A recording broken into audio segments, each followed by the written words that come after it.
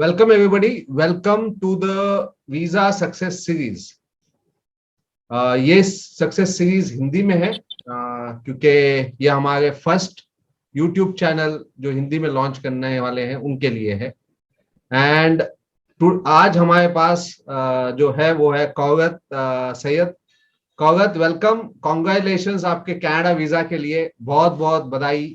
Thank you very much आप आने के लिए। सो कौगत, बेसिकली ये बताओ कि तुम्हारी जर्नी कैसे स्टार्ट होगी, कैसे डिसाइड किया, अपना क्वालिफिकेशन बताओ, अपना गैप बताओ, और फिर क्यों कनाडा स्टडी करने के लिए डिसाइड किया, क्या था? Sir all of a sudden तो ये प्लान हुआ नहीं। पहले तो हम सोच रहे थे बच्चों को ही सेटल करने के लिए वन बाय वन, लेकिन फिर मैं और मेरे हस्बैंड ने डिसीजन लिया कि हम लोग ही सेटल होंगे तो बच्चे ऑटोमेटिक हो जाएंगे, सब बच्चों का एक साथ एक ही जगह हो जाएगा। नहीं तो अलग अलग बच्चों को अलग अलग कंट्रीज भी भेजना पड़ जाए तो भेजना पड़ेगा, फिर सब डिवाइड हो जाएंगे। इसलिए मैंने प्लान किया कि फिर मुझे स्टडी अब्रॉड जाना चाहिए, तो फिर इस तरह से हमने आपका स्टार्ट किया ये। क्वालिफिकेशन क्या है और कहाँ से किया आपने पढ़ाई? मेरा क्वालिफिकेशन है bachelor of arts from Bhimrao Ambedkar university Agra. और आपका एजुकेशन गैप कितने साल का है? एजुकेशन गैप तो सर 17 इयर्स हो गया है। जब मैंने स्टडी वीजा का प्रोसेस स्टार्ट किया था, it was almost 15 years of study gap. अच्छा, सो पहले तो बहुत बहुत बधाई, बिकॉज वन, ये इसलिए मैं बता रहा हूँ बिकॉज ये केस ऐसे मतलब केस काफी डिफिकल्ट होते हैं, तो जस्ट इसलिए मैं पूछ रहा था ये। आपने बैचलर ऑफ आर्ट्स किया तो उसमें सब्जेक्ट्स क्या क्या थे? उसमें सब्जेक्ट्स थे साइकोलॉजी, इकोनॉमिक्स, सोशियोलॉजी और इंग्लिश एंड और इंग्लिश। ओके। तो आपके उसमें बेसिकली आपके ये सब्जेक्ट्स थे, और परसेंटेज कितना था आपका? परसेंटेज 60 था सर। अराउंड 60 था, ठीक है। तो आप basically with 17, let's say with 15 years of education gap,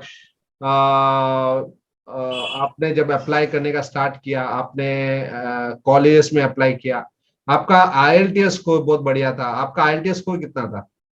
overall 7 था सर। ओवरऑल 7 था, और आपका मिनिमम आई गेस 6.5 था, if I am not wrong. Yes yes.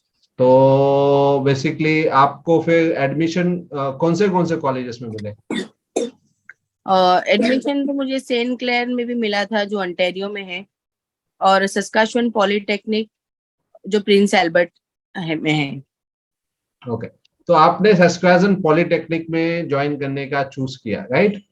Yes sir. Okay, for post graduate diploma in business, right? या तो जब आपने in fact basically आपने फर्स्ट अपना काउंसलिंग स्टार्ट किया आपके बेटे के, और फिर आपने आपका ट्रांसफर किया, तो जब आपके ट्रांसफर हुआ तो ये केस थोड़ा डिफिकल्ट था। तो फर्स्ट टाइम आपने जब अप्लाई किया वो कभी था वीजा के लिए? फर्स्ट टाइम जब हमने अप्लाई किए तो ये था अगस्त 2022 फॉर अगस्त 20, सितंबर इनटेक। Yes sir. फर्स्ट सितंबर। पर उस टाइम पे basically I guess basically covid के वजह से काफी प्रोसेस लेट चल रहा था, if I am right, right? Almost 3 months लगे थे मुझे रिप्लाई आने के लिए। रिप्लाई आने के लिए, और फिर 3 महीने के बाद आ गया आपका first refusal. Refusal, yes. Right. फिर आपने बेसिकली हमने फिर से सेकेंड टाइम अप्लाई किया, उसके लिए आपका सब बनाया, और सेकेंड टाइम बेसिकली जब अप्लाई किया तो क्या हुआ? सेकेंड टाइम भी रिजेक्शन ही हुआ सर। वो लोग सेटिस्फाई नहीं थे कि हम कनाडा जाएंगे तो रिटर्न आएंगे। परफेक्ट। तो अब बेसिकली जब आप थर्ड टाइम अप्लाई किया तो आपने ऐसा क्या अलग कर दिया कि आपको वीजा मिल गया? फर्स्ट ऑफ ऑल तो मैं आपको अप्रिशिएट करना चाहूंगी सर। आपने और आपकी टीम ने बहुत मेहनत की है, बहुत एफर्ट्स डाले, और इसमें जो थर्ड टाइम फाइलिंग में ऐड किया था वो सीए इवैल्यूएशन था और एजुकेशन लोन था, जो फर्स्ट एंड सेकंड फाइल में हमने नहीं ऐड किया था। अच्छा, तो सेकेंड में आपने क्यों नहीं ऐड किया था ये? सेकंड में शायद जरूरत नहीं लगी थी। ओके, इतनी आपका लोन तभी सैंक्शन हुआ नहीं था? हाँ, लोन सैंक्शन नहीं हुआ था। तो फाइन। और फिर आपका पिटीशन बनाया गया, आपका सब कुछ बेसिकली अप्लाई कर दिया गया। और आपके कितने बच्चे हैं?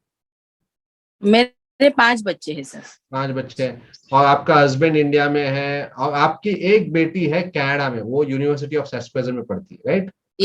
तो yes. One of the major reason basically, आपकी एक बेटी बेसिकली मेडिसिन पढ़ती है इन कौन से कंट्री में? जॉर्जिया। जॉर्जिया, सॉरी, जॉर्जिया में है। तो वीजा ऑफिसर को इसलिए ज्यादा डाउट था बिकॉज आपकी बेटी कनाडा में है, वो भी यूनिवर्सिटी ऑफ सैस्पेजन में है, आप भी सैस्पेजन पॉलिटेक्निक में जा रहे हो, और हमने वीजा में आपको बताना पड़ा कि आपकी बेटी है वहां पे।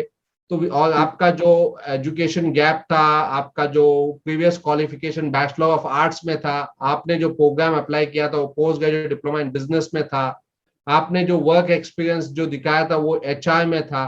तो देयर वर लॉट ऑफ जो गैप्स होने के कारण वीजा ऑफिसर को ये डाउट था कि ये जेन्युइन स्टूडेंट है नहीं। बिकॉज एक तो बेसिकली हमको जब वीजा अप्लाई करना पड़ता है तो प्रोग्रेशन निकालना पड़ता है कि आपने जो पुराना चीज जो भी किया है वो आगे से कैसे रिलेटेड है, वो आपको दिखाना पड़ता है। तो वो एक फैक्टर आ रहा था कि आर्ट्स को एचआर से कनेक्ट करना था। ओके, आपका वर्क एक्सपीरियंस बेसिकली एचआर में था, तो वो post graduate diploma in business में कनेक्टेड हो गया। और आपका जो बेसिकली बेटी जो कनाडा में थी ऑलरेडी वहां पे, तो वीजा ऑफिसर को ये डाउट था कि ये औरत वहां पे जाएगी तो वापस आएगी नहीं, राइट? Right sir. और इस रिगार्डिंग में बहुत कुछ जो हमने किया, एक तो बेसिकली आपका स्टार्टिंग से आपके हस्बैंड का बिजनेस था वो तो दिखा दिया, आपका दुबई का रेसिडेंट का परमिट था वो भी हमने दिखा दिया था, यस। सेकंड में भी दिखाया था, थर्ड में भी दिखाया था दुबई का। और फिर आपका जो वर्क एक्सपीरियंस है और जो आपका जो वहाँ का प्रोग्राम है उसमें कनेक्शंस हमने एस्टेब्लिश कर दिया था। आपका जो कंपनी था वो एग्री था आपको वापस लेने के लिए प्रोग्राम के बाद, तो ये भी हमने वैसे सेकंड में भी मेंशन किया था और थर्ड में भी मेंशन किया था। और आपका जो बेसिकली बच्चे लोगों का बेसिकली हमने मार्कशीट्स वगैरह उनका स्कूलिंग का परसेंटेज वगैरह डाला था, ये बताने के लिए कि उन लोग अच्छे से पढ़ाई कर रहे हैं और एजुकेशन आपके फैमिली का फोकस है। और इसके लिए आपकी एक बेटी कनाडा में पढ़ रही है, एक जॉर्जिया में पढ़ रही है, और आपका भी इंटेंशन सिर्फ पढ़ाई का है, और आप पढ़ाई करके वापस आ जाओगे। एम आई राइट? Yes sir.